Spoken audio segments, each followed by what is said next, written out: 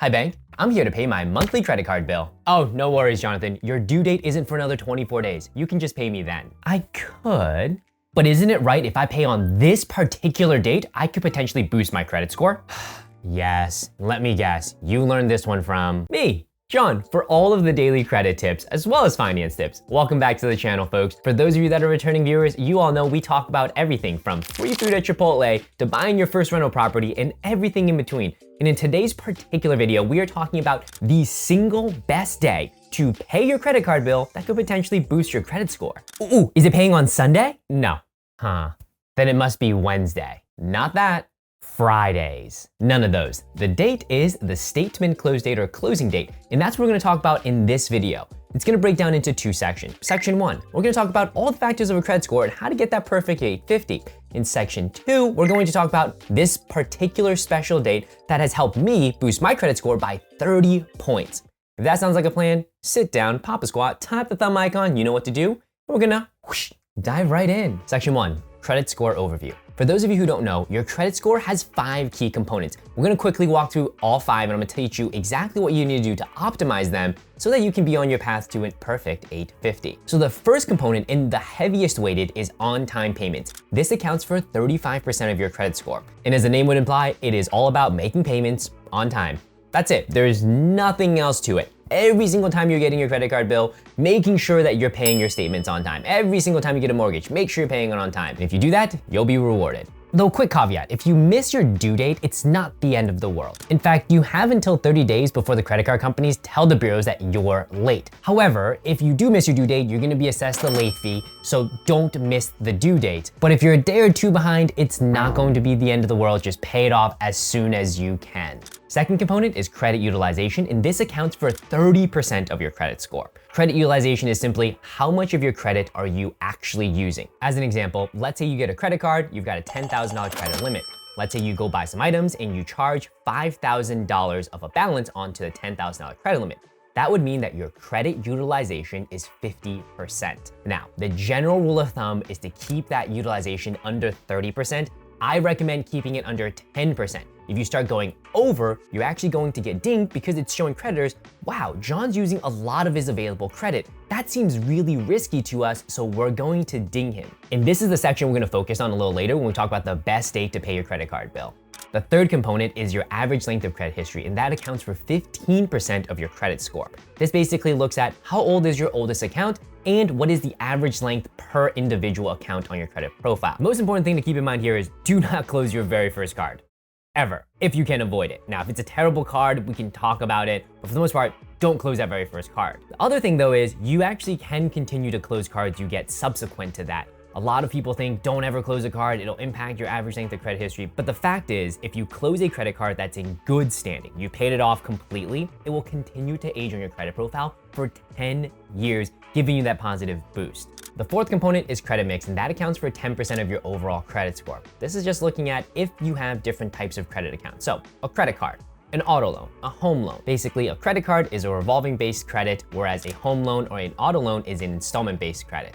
The fifth component is hard inquiries, and that accounts for 10% of your credit score as well. Another word for hard inquiry is a hard pull. It's when you go and apply for new credit and they pull your credit report. The thing to keep in mind is with hard inquiries, they fall off after 2 years. So taking a look at all 5 components, we can see that on-time payments and credit utilization account for 65% of your score. In other words, if you pay on time and in full, you are well on your way to having a great credit score. But here is now a way to boost that even more by focusing specifically on the credit utilization front, which counts for 30% of your score. And that's what we'll talk about in the second section, which is the best date to pay off your credit card bill. Remember earlier in the video how I said the best date is the statement close date or the closing date, which is not your due date. Wait a minute, I thought we were supposed to pay everything on the due date. You absolutely are. However, and this is the hack. Remember earlier we also said credit utilization is how much of your total credit are you using relative to how much credit the bank gives you. Okay, that makes sense. But how do the credit bureaus know how much you're actually using? Well, that actually requires somebody to tell them. John's using 10%, 20%, 50%. And when they tell them, that particular date is the statement close date. So let's crystallize this with an example. Pulling up here my Chase Sapphire Reserve. I got about $24,000 credit limit. Let's say last month I go and I charge off a bunch of things and I end up making $10,000 worth of total purchases. I've got $10,000 and I would go ahead and pay off my credit card bill. However, take a look here. My closing date was April 7th.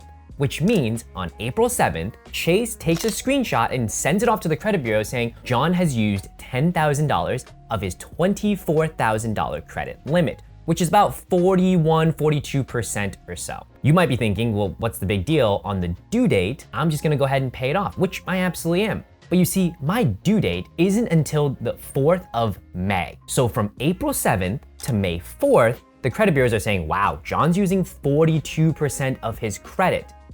We're going to ding him. And so the smart thing for me to do is be very well aware of when my closing date is. And a closing date is typically like a 30-day window or so, in making sure that I pay off as much of my credit card bill as possible before the closing date or the statement close date, so that when Chase goes and reports to the credit bureau, it's like, oh, John only has used $1,000 of his $24,000 credit limit. Great, that is much better and it's not gonna negatively ding him, it actually might positively impact my credit score. Hopefully that makes sense. So go ahead, pull up your credit card statement and look for that statement close date and make sure that if you have big charges coming up, and if you're going to get a loan or an auto loan or whatever, that you are taking out as much of the use as possible before the statement close date, which is typically 24 or so days before the due date.